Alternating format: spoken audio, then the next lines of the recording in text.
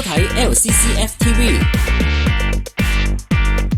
我哋圍繞住一個問題，設計呢款全新嘅電動旅遊巴士，我哋點樣先能夠做得更多？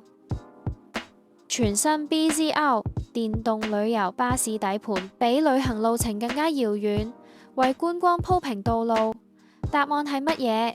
新款富豪 BZR 電動旅遊巴士設計精良，觸手可及，符合人體動力學。富豪 BZR 純電動巴士，電池容量可達720千瓦時。